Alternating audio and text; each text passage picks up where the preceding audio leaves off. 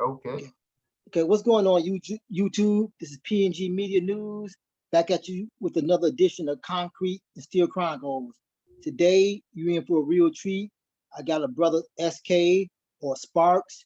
He's going to be telling us about growing up as a Crip in California, his time on the street, as well as behind bars, and his transformation into the man that he is today. So without further ado, brother Sparks.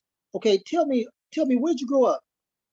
I grew up in South Central Los Angeles, West Los Angeles, right around the Athens, call it the Athens area of Los Angeles. Okay, and around what years was that when you was like, first starting running the streets as a kid? Like around what decades did you grow up around? I started running around about 1971 in the streets of 71. LA out there. Yes, way Okay, back, way all in the right. Okay, so when did you first encounter the Crips? Actually, when I was in the 7th grade, when I was in the 6th grade, 1970, I left West Athens Elementary School, and I'd heard about the Crips in elementary school, but right when I went to middle school, the 7th grade, back in these days, you go 7th, 8th, and 9th, and I went to Henry Clay Junior High, and there was Crips everywhere, per se. There was, baby West Side Crips, and some of the OG Crips used to come, actually to the gate of the school after school let out. So my first encounter with the Crips was there in school, and then later in Devil's Dips, where it's a place right around my neighborhood called Devil's Dips. And that's where the West Side Crips was born, really. And as a kid, as a youth, um, me and my brothers, we used to take our motorbikes and our bikes and play in the dirt fields there. We regularly ran into Crip members as we were growing up. Okay, and which particular faction of the Crips did you belong to? I began my Crip days as a baby West Side Crip. When I first started cripping, cripping was West Side and East Side Crip per se. I was there when the sets began. Later on, years later, I was the co-founder of the Raymond Ave Crips. And later on, as I was, up in the gulag doing my joke, I was a Blue Note Crip. Okay, yeah, we definitely gonna talk about them. Now, you said something interesting. You said a set. Now, what exactly does that mean? A set of Crips? Well, a set is just a term, just it just means a neighborhood. Okay. So that's all that is. It's just a neighborhood. That's a set. Okay. All right. So now you say you start off as a baby West Side Crip, then you was the Right. co-founder of the Raymond Avenue. Now to start your own particular set, how did that come about? Do you have to get permission from anybody, or can one just do that? Actually, you did have to have, in my days, you had to have, first of all, you had to be a Crip to start a set. You had to know who the Crips were, and the Crips had to know who you were. So it is per se a permission after the fact thing. It's not a permission before the fact. Our set, the Raymond Avenue Crips, came about because it was a proliferation of sets happening right around 1971, 72, 73. My neighborhood, I was a baby West Side Crip, but we had people who lived on the next street that I grew up with. They might have been UG Crips, which is the underground, which is one of the very first sets that came about in Crippin. So we had those. Then the Block Crips came out, and then the Hoover Crips came out. And so in my neighborhood, we had factions of all three. We had UGs, Hoovers, Blocks, or four, and baby West and West Side Crips. baby West Side Crips and West Side Crips. I took it upon myself to say, look, we on this side of a street, you know, we in this box and we in the same alleys, hanging out in the same school, same park. And we got all this graffiti of these different sets, but we all know each other because when they write the graffiti, they oftentimes wrote their name with the graffiti. So I might see Boogie from Block, I might see Get from UG, Sparks. I go write Sparks from Baby West Side or West Side Crip. That had to stop. It was just too much of that in one box. So I took it upon myself. I was about 14, maybe 13. I don't have no visions at this time, but I knew that that wasn't sustainable. So we gave a meeting at West Athens Elementary School with all these different factions of Crips that was in this one geographical area of LA. And we sat down and ironed this stuff out and came up with everybody, you know, cease and desist with you this and you that. If you're living over here in this area, then we all this Crip. Now, everybody agreed at that meeting that this area was going to be the Raymond Avenue Crips. We came, you know, we kicked some names around and had some discussions. Everybody was, it was like a unanimous agreement between everybody in the house. So the next day, the next Crip meeting at Sportsman Park, which is the West Side Crip meeting, we go to Odie, we go to Melvin, which is the big homies, Big Took, and we tell them it's a new set, you know, that's been developed. And they either say yay or nay, you know, but they knew 75% of these guys that formed the Raymond Avenue Crip already.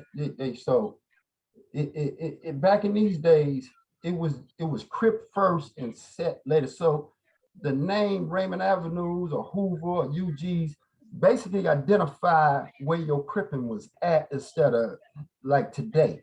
It identifies you as that UG or Raymond today.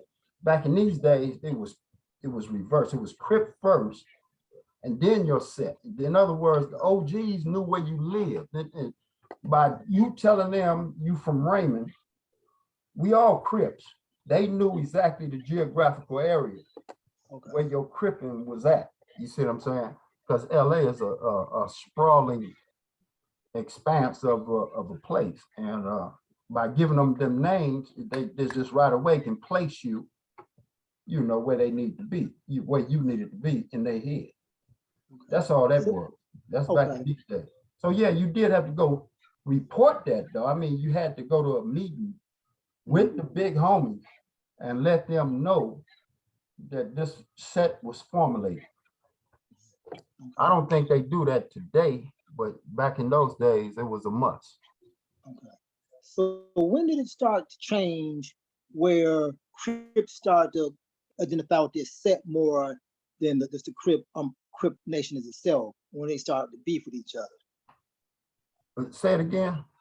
Okay, around what time did that start to change where Crip set came first, then Crip came second, and they started kind of going to war with each other? When did that come about? Oh yeah. It was a natural outflow. So once you get all these generals with they sets, and then it becomes an ego thing, whereas where once they would have looked at Tookie or Odie or Melvin as the big homies, but now they got people like a Monkey Man from UG as they, you know, the people coming in as they big homies. So as they recruit in the sets now, although these original sets was all original Crips, and they might have, like I did, I respected my OGs. As I'm bringing in my recruits, though, as I'm bringing in the people that's under me, as I'm bringing in my cadre, they're only looking up to me. They're not looking up to Tookie or Melvin or Odie. And so shit get convoluted, it gets dicey. So now they're not giving these dudes the respect because they really don't know. They know me. They know the leader of the UGs, maybe Monkey Man, and Monkey Man and them, we all know each other, but the ones that's coming in, these soldiers that's coming in under these new umbrellas, they're not with the Crip first. They're with this, you know, my set first, because that's what they know. And now you got all kind of functions and fictions going on. So my first experience with some kind of fiction between sets was the blocks in the UGs. And it was a friendly kind of fiction. You know, they used to jibe one another, you know, UG got fleas, block. It was, everybody knew each other, but you can tell there was a tension there. You know what I'm saying? And the tension was UG was basically the new chief on the block.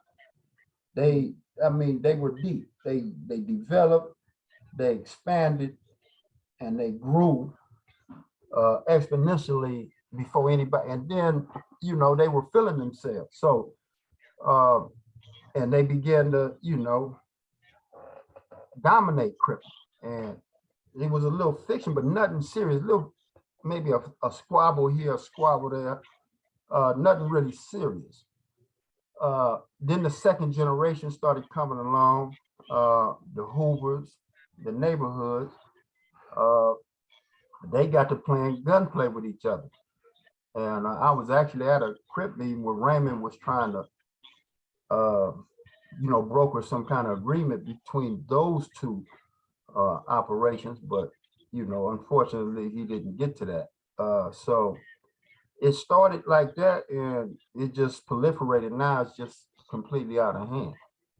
You know, so that's the genesis of it. So, and it's the same way today.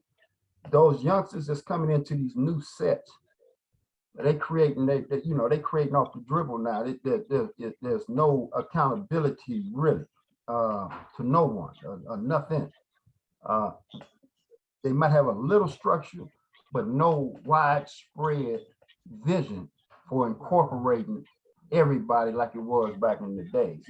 Raymond and Tookie and all them had a vision that incorporated every single Crip all across the United States. Now, when did you first encounter the Bloods as your enemy? When did you first become even aware of the Bloods? With Bloods is an outflow of, so Bloods were everything that wasn't Crips. And so Crips, at the time I started Cripping, everybody called each other Blood. Everybody, even the Crips, called each other Blood. You know, blood brother. If you go back to the 60s and stuff, you look at some of these black exploitation film, it's blood. They used it was just something that was said among blacks. You know, you my blood. Crips came along and changed that dynamic. They came along in LA and said, well, nah, you more my cousin than you is my blood, my brother. So the Crips started identifying themselves as cousins. So cousins was just Crips. Everything else was blood, regardless of where you. So now that don't mean that Pyru or Brim or Denver Lane or APB actually liked each other, got on bounty hunters. Them was all separate entities. Them was all traditional LA gangs that's been here much longer than Crips. But they maintained that vernacular. They kept calling each other. They never did change, you know. The only thing that changed was Crips. They changed from calling each other Bloods to calling each other Cuz to changing their colors. They started the color code to blue. So all that came about right around the same time, from Cuz to blue. All that came as a result of one of the OGs, from my account. I don't know if it's true. The homie Buddha, who was Tookie's road dog, rest in peace. He's the originator of this certain characteristic of Crippin, the blue rag and calling each other Cuz. I got the info. I was in juvenile hall and I was walking and I said blood to somebody, and another little Crip walked up on me and said, Sparks, you ain't heard, we don't do that no more. I like, we don't do what? We're not calling each other bloods no more. We cuz. Yeah, I didn't Around actually. what year was that? I was in Central Juvenile Hall at the time when I found this out. This is probably in 1973. Okay.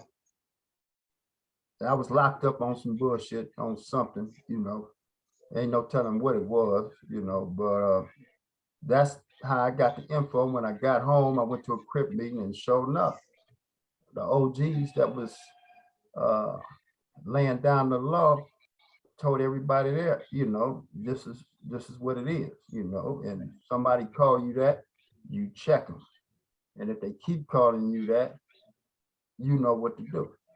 Okay. So this is how I was indoctrinated into that. Okay. And Crips also use the term loc. Where did that come from? What's the origin That came along. That came along long after I was locked up. Okay. So that's a phenomenon that came along probably in the early, I would say in the early 90s, late 80s maybe. I caught on to the term as I was grinding out, this joke up in prison. That was something that we did not use when I was out on the streets.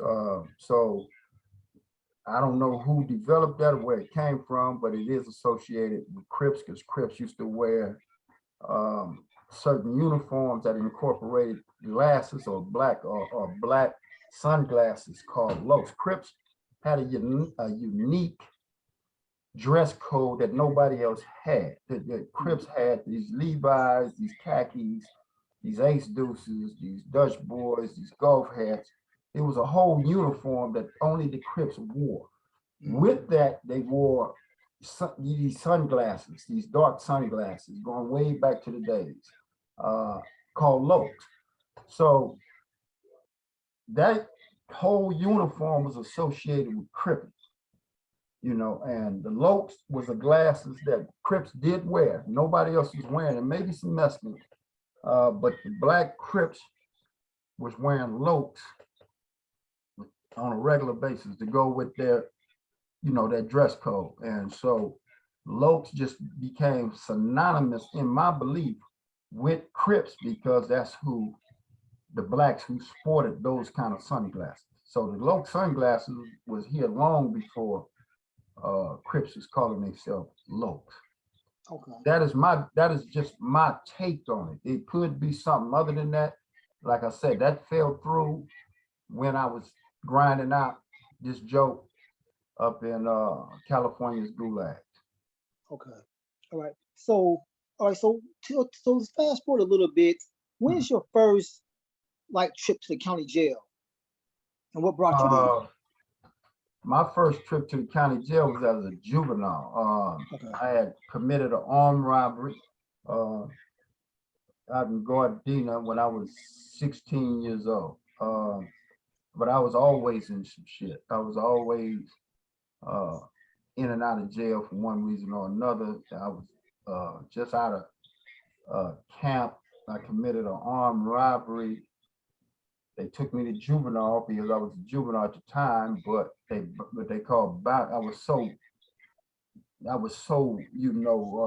criminal minded, and basically lost in the eyes of the white system, that they said the hell with trying this dude as a juvenile. We're gonna try him as an adult.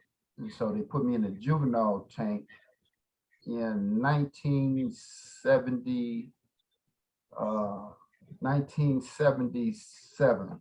They put me in the juvenile tank of the LA County Jail. Okay. We call it Blue County.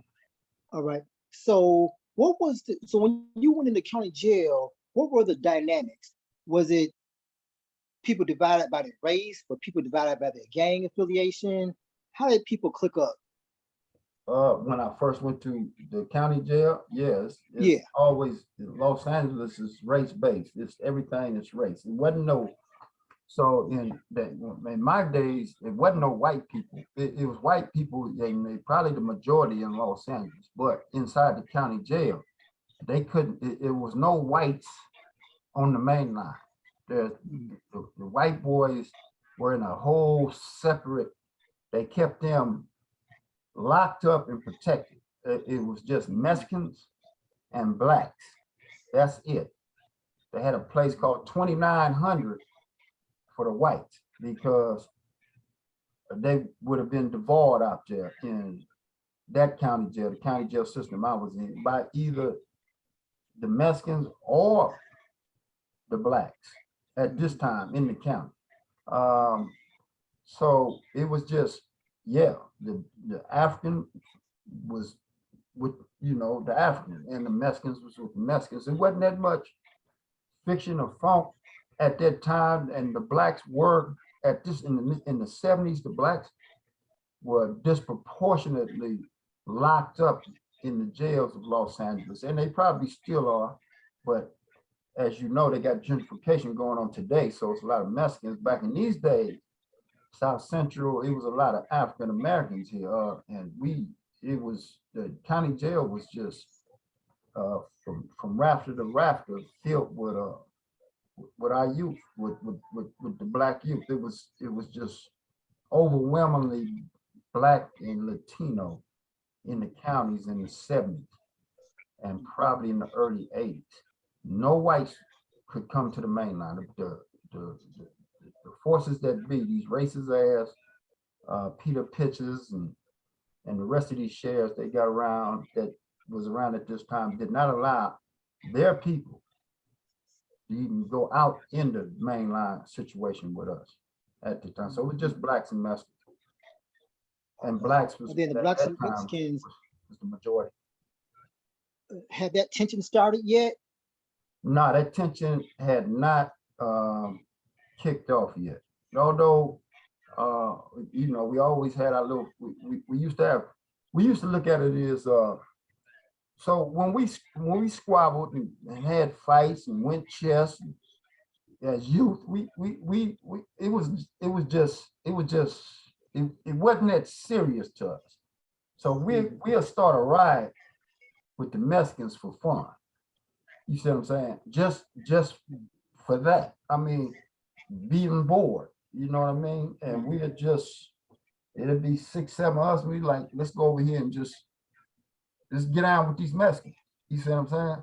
Because they think they tough.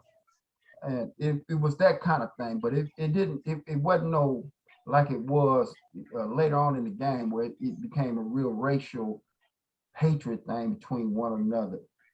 It wasn't that. It was just the Africans. It's just the Africans having fun and being bullied.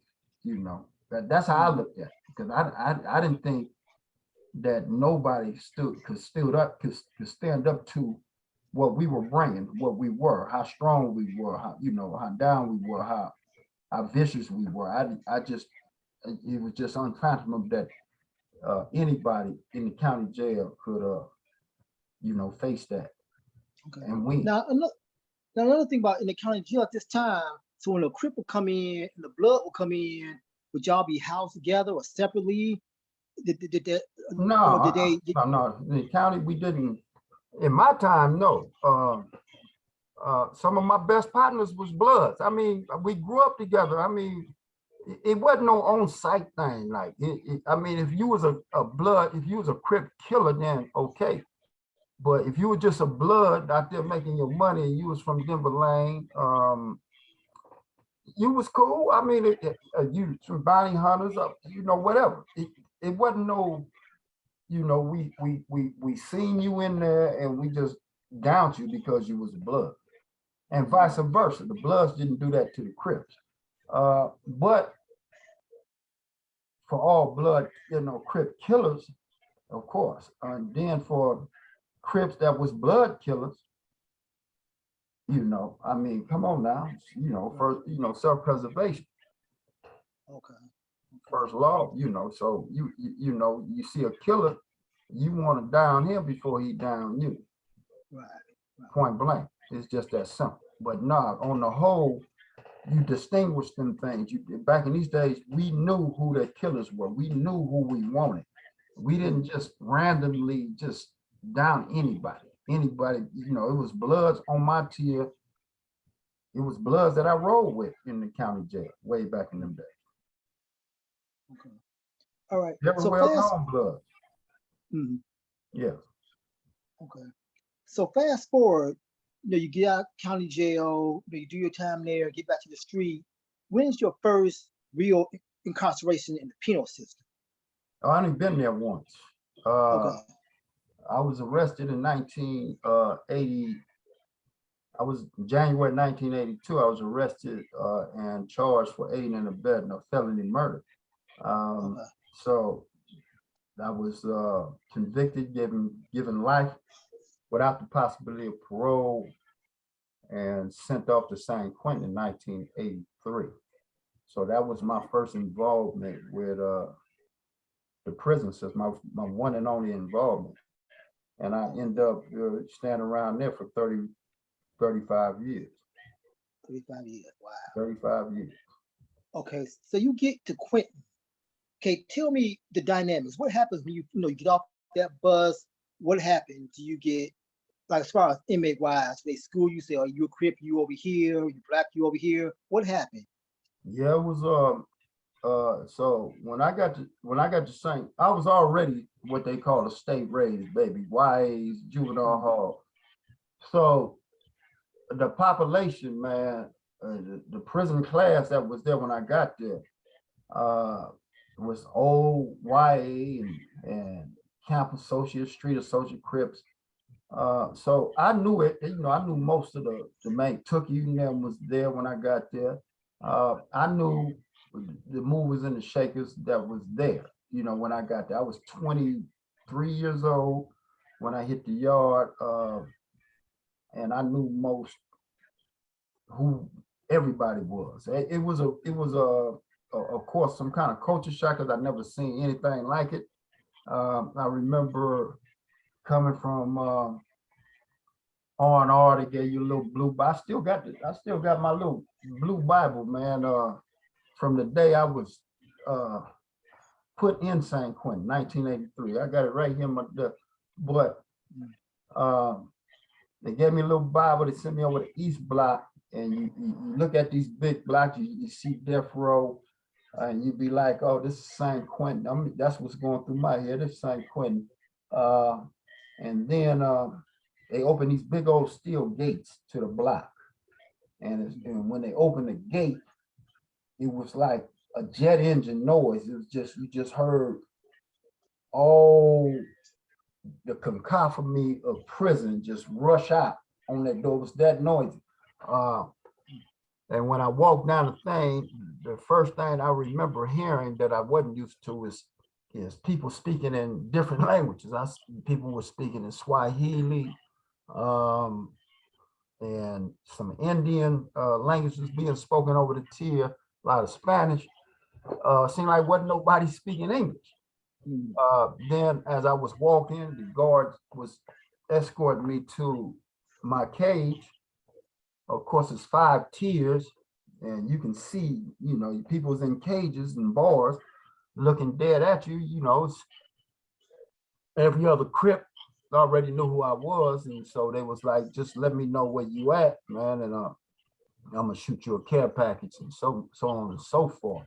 That's how my and in fact, they were on lockdown when I got there, behind a black and a racial riot that had happened just before I got there between the blacks, the Mexicans, and the whites. So the prison was on a state of lockdown when I arrived there in 1983, and that was my first experience with that. It was something that, you know, that I'll never forget. Okay. And during your stay, I mean, I guess not just at Quentin, but overall, how many racial riots had you personally been in? Oh shit! Oh man, I've been in quite a few. So my whole, almost throughout my whole, from the time I was there until the time I left, it was always one racial incident or another. The riots I've been in I've been in about maybe in the 35 years, about 10 racial riots. Some started by us and some started by them. So about 10 in my whole 35 years. They don't happen all the time. Now, let me ask you this. You know, when I listen to other channels, stuff like that, you know, other people from different races doing their channel, they always report from their perspective that, oh yeah, we smashed the blacks, we had the blacks on the run, the blacks were scared. In your experience in these riots, is that true? I mean, did the blacks do their things? Were they always on the run? Well, what did you experience? No, man, that's untrue, man. That's man, look, you know, if you let others control the narrative, man, they're gonna be, you know, they're gonna put they bullshit, man. It's every ride I was in, man. Africans held their own. I mean, look, the last ride, the very last ride I was in was on a little punk ass level 2 yard. It was 300 to 400 Mexicans that bomb rushed 75 brothers, 300 to 400 of them rushed us. We in the middle, we in the circle on this yard, fighting with all 400 of these Mexicans. And believe me, man, it was more of those Mexicans hurt. And the Pope, not just that, the Popo, the guards, they coming in with their tear gas, pepper spray, their little bombs and shit. They act like we the aggressors of this. We got rushed by these Mexicans on this level 2 yard. And so we held our own. 75. When the shit was laid down, I don't know why the Mexicans let up, because they had us. I mean, but we was fighting to the death. It ain't like nobody ran. We was fighting like the soldiers we were, and we was winning, in my opinion. And then they just broke off. I mean, the police was throwing bombs and doing their pepper spray and shooting their little rubber guns and doing all that bullshit. But the Mexicans broke off, not us. I had to actually stop a couple of my Crip homeboys from running after the Mexicans, because you know, don't run after them. Look, they did, you know, we cool. Let them go.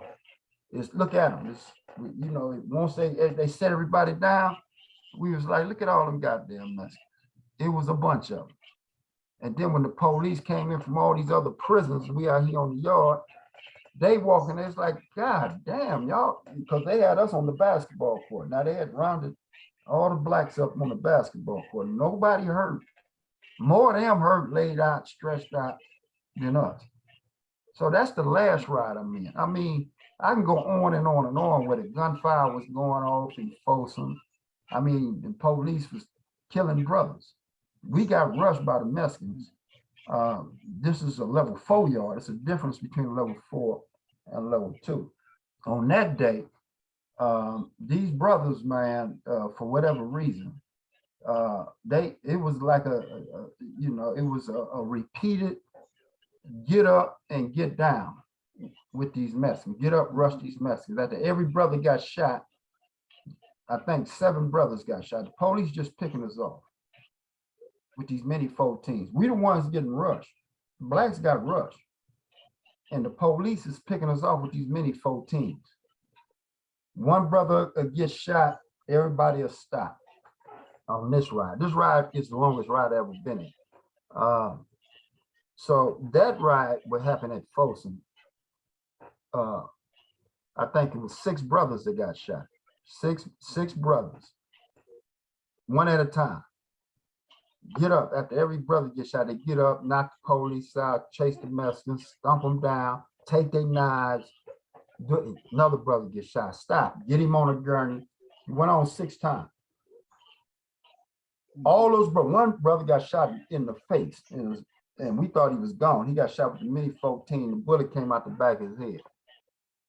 Long story short, in that ride, the last person that got shot, I had a little homeboy that I was in the hole with named Darkside. I was chasing a Mexican on the 6 get out. The Mexican he was chasing, the police finally shot him in the ass, shot the Mexican in the ass with the Mini 14.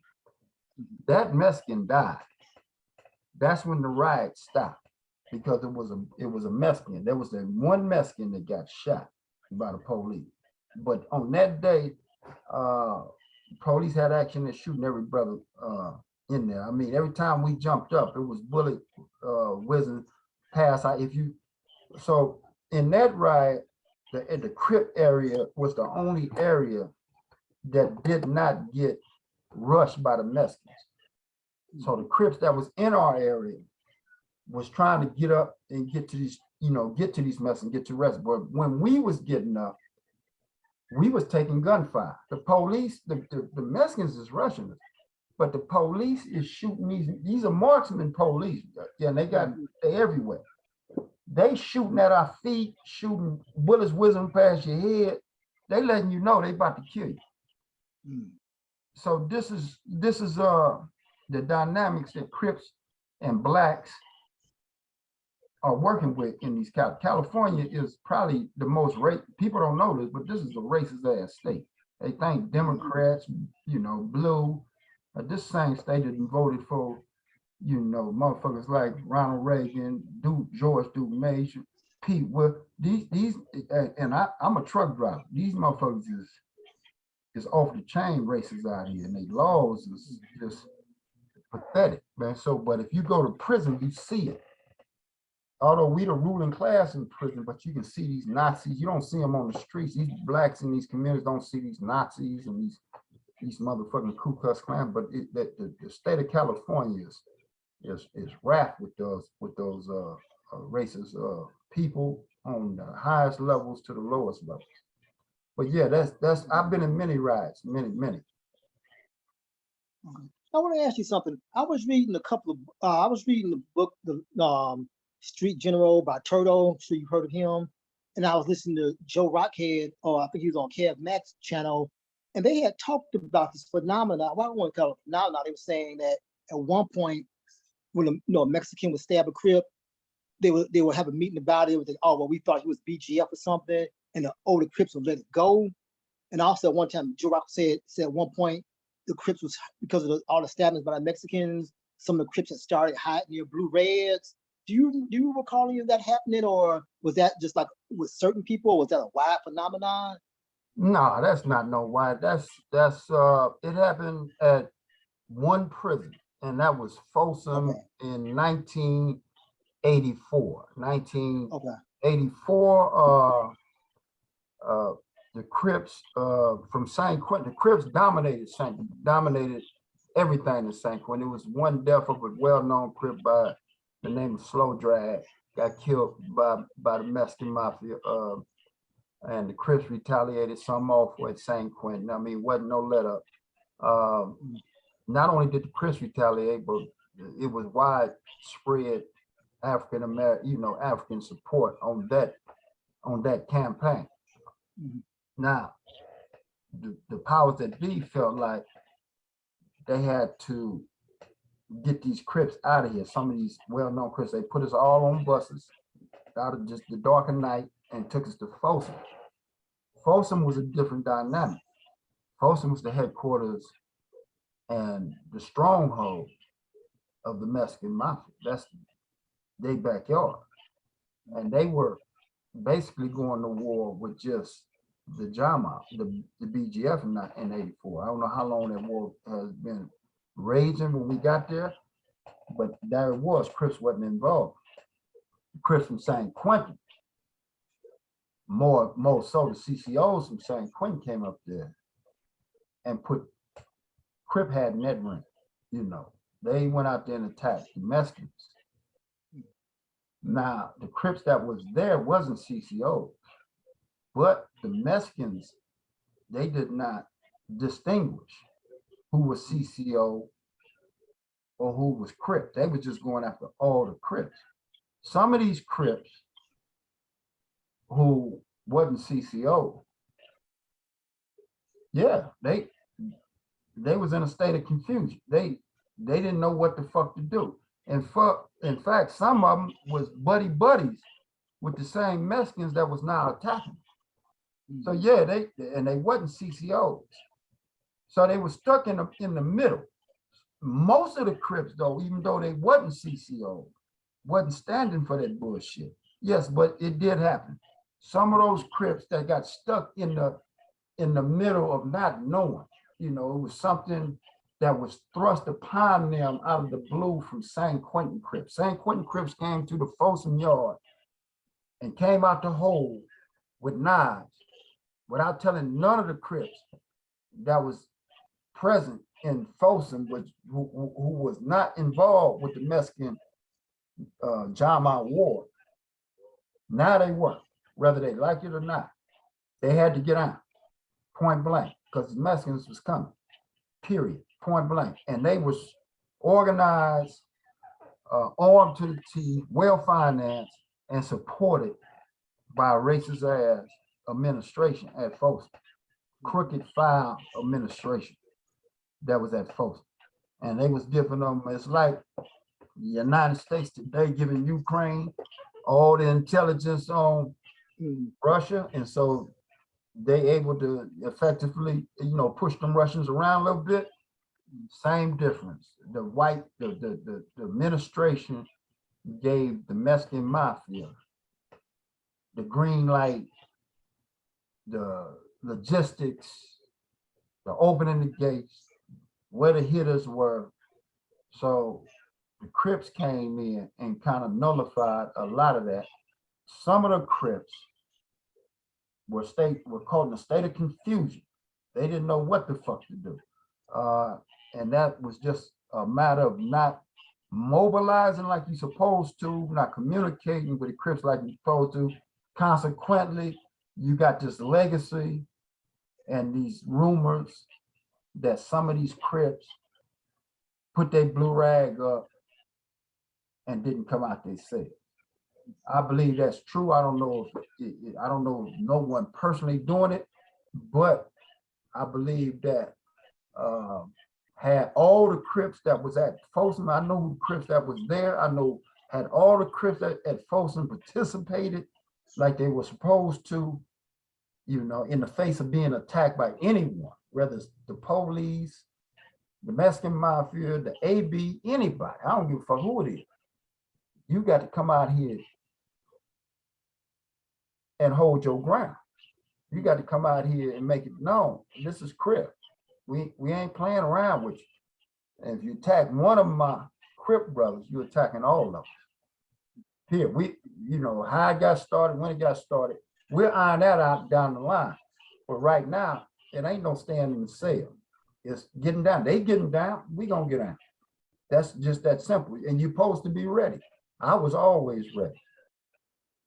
And those around me was always ready, regardless of what the situation was. We didn't do no PCing up, staying in the cell. We didn't hold our head down. We didn't do none of that. We gave the respect we got. And that was from anybody, everybody. It wasn't no cowardness whatsoever in my cadre or in the Crips that I knew. None, zero. All right. Okay, now moving a little bit forward. Now you mentioned earlier on that you were with the Blue Note, and you also just mentioned CCO. Can you shed some light on those two organizations? Like, I know you were both Crip organizations, but what were the difference between the two? And maybe expound on why they couldn't just come and form one organization. Well, there's a lot to it, and it's more to that than what we have in time. But I'm gonna try and make it as concise as possible. The CCO came about from two cars. It was James Miller car, which is a Crip car that came down from Soledad, called the Blue Magic car. And then they had the West Coast car, which is Pretty Tony's and Hoover Joe car in San Quentin. Those two, when James Miller and most of the Blue Magic came from Soledad, they did join, they consolidated. So ergo, you got two Crip cars from two different prisons that consolidated and made it the Consolidated Crip organization. And it was paperwork and constitutions and a lot of initiation processes that went along with that. So those two organizations did consolidate, ergo CCO. The Blue Note came along after that, basically at the behest and the guidance of Tookie Williams. If you really want to just get down to it, not just Tookie Williams, but a lot of Crips felt like the ideology of the Consolidated Crip organization wasn't at its heart Cripping. So it was just Crip in name. It was just Crip in name only, and revolutionary theory as their ideology. And they were just using it to recruit some of these ready-built soldiers coming from these depressed areas of California into the prison system. But anyway, make a long story short, the Blue Notes came along with the idea that this is Crip to the soul. You know, this is, we're gonna chart out our destiny, and we're gonna formulate and make our path in life and organize and grow based on our own 2 feet, based on our own mistakes and exploits. And this is how we looked at it. Blue Notes felt like that the CCO was in dream world, dreamland. We, you know, make a long story short, the BNCO was all about thugism, the blue rag, Crips on the street, letting us, you know, grow like we were supposed to grow from inside and outside, and not be indoctrinated into, you know, guerrilla warfare, you know, Marxists, Leninists, communists, you know, all that social, you know, all that political ideology. I mean, it wasn't nothing wrong with it, but it wasn't Crip. We knew what the Crips, as opposed to these CCOs who've been down a long time, and they was indoctrinated before Crips got real thick in prison into these Black revolutionary groups that was predominant when they first came in the 70s. And they was adapting that, and now they was trying to apply it and bring in these down ass Blacks from LA and elsewhere that was Cripping. And so they made their work of training these dudes a whole lot easier. You know, they made it real simple. These dudes is just ready, you know, they ready made to get out into any situation. But we felt like the Blue Notes came along, felt like we needed to chart our own destiny, man. We on the streets, we knew, the Blue Notes knew that what the CCOs was doing, although they can do it, we knew that it wasn't going to work in practicality in the communities. It wasn't, and it still won't. It will not work. You cannot, it will not work. It's just that simple. And everybody that's out here on this side of the equation now that goes back with us, they will admit as much. I mean, you can go out there and try it, but ain't nobody succeeded at that.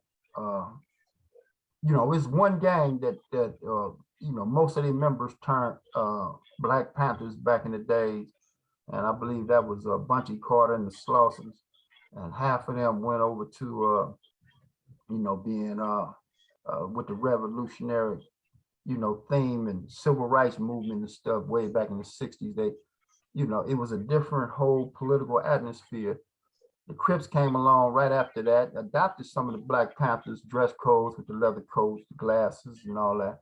But it was something that they had to do. They was a youthful gang. It was something that the Crips had to find and discover on their own, and their direction for which they are going had to be formulated and dictated by them, by the Crips. It can't be no shadowy, Crip Revolutionary Party in Progress. That's a prison acronym for Crips. All that stuff from the prison system to the street. It worked fine on the yard for a minute, but on the prison yard, but not, it won't, it's not practical in this society or no other society. I mean, you can't be no revolutionary Crip and go to the neighborhoods and talk to people who can't even read and write, and don't know even the difference between a Republican or a Democrat, or it just won't work. It ain't gonna happen.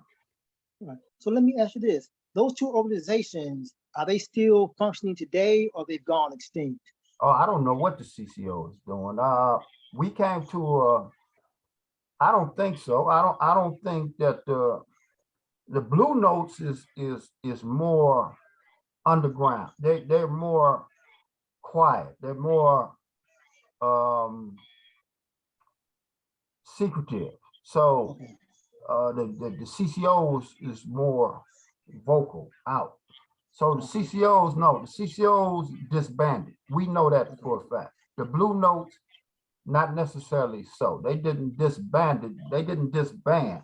They still held on to their ideals of bringing Crips together and organizing. But they didn't force nobody to do this and do that and join them as a Blue Note. But I'm pretty sure they're alive and well. Okay. All right. So in the few minutes we got left, I want to go over a couple of things. So you say you did what, 35 years? So tell me about your life since being out. Like, okay, even before you answer that, when you get out after doing 35 years, how much had the world changed from when you initially out before? Man, I got out, and just to, for those old enough to know the difference between the Flintstones and the Jetsons, I left in the Flintstones and came back in the Jetsons. Okay. Okay. People, things is moving so rapidly, so fast. It's like lightning speed out here now, whereas things were more human and face to face. It's not like that no more. It's everything is computerized, like we're doing Zoom. It's your phone. People faces is in the phone. Cars is zipping around. The the the racial makeup of my community is not majority blacks no more. It's majority Mexicans. So when I got out, man, it was indeed, and it still is. I don't even know. I've been out 6 years. I don't even know if I made a complete adjustment. I've been trying to bury myself in one project or another, and school whoever I can school on moving forward in this thing. But it's for those that've been down a long time, anything over 20-25 years, when they get out, it's going to be a tough, unless you already rich and you secluded and you already put up. It's going to be tough for you. So while you in there, you should prepare yourself to get out here, be skillful, be determined, be self-disciplined, and go to work like I've been doing. I started a paralegal business, Freedom, Legal Foundation. I'm a CEO of a nonprofit, IWATC, and I just recently got into the trucking business. I just got my first rig about 2 weeks ago. Name of the company is Run All Cargo, and I'm about to put my hands on that and see where that goes. So I've been busy out here. I mean, I've been on my own, trying to, just do what I do, look out for who I can look out for, and forge ahead like the African I am.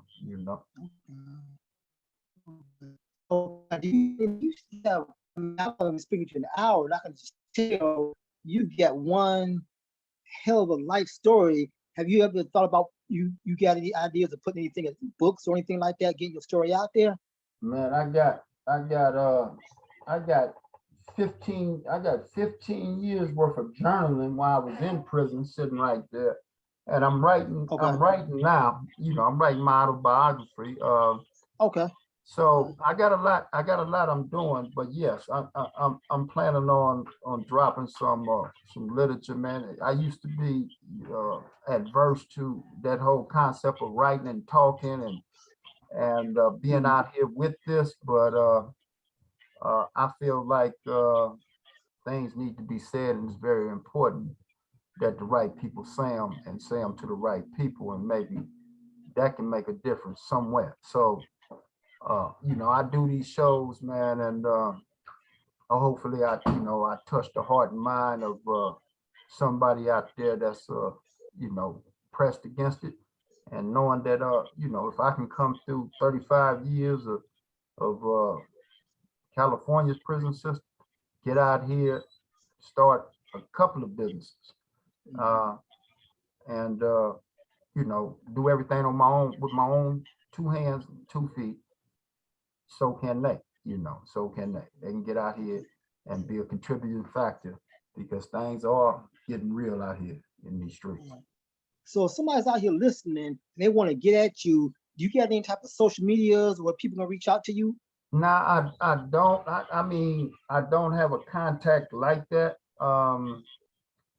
But they can pretty much tap into Kev Mack and just look up Big Sports and put a note in there. Kev Mack will get at me. Okay. I don't do the. I'm not a media. I'm not a social media person. I'm not a Okay. Facebook, Instagram, and all that type of person. I don't have really the time for it. Right. I'm doing so many different things. And back down in my deeper soul, I'm still struggling with the fact of sharing information. That's still something that is, it's got to grow on me. It got to grow more on me, because when you're indoctrinated back in the days, it takes a lot that come from those belief systems out of it, to climb out of it. So I'm in that process, but social media is something I did when I got a Facebook page, but I haven't been on it in I don't know how long. But that's something that I got to explore going forward. And after I get this trucking business flowing in the next month or two, I'm gonna give that consideration, because I feel like that is important, and yeah, I will look into that further. Okay. Well, man, brother, I really appreciate you, being able to step outside of that indoctrination and come on my platform to speak with me, because you shared some really valuable historical information. I know my listeners going to get a lot out of it. So I wish you the best, brother. And I welcome you back anytime. If you want to come on, when your book come out, you want to come on and plug your book, you got an open seat with PNG Media News, brother. Appreciate it. I got you, brother. Right. Appreciate it. Thank you for having me, my brother. Oh, no problem. So there you have it, YouTube. There you have it, YouTube. You did another edition of the Concrete and Steel Chronicles. Hope you enjoy, and I will be back at you all soon. That's what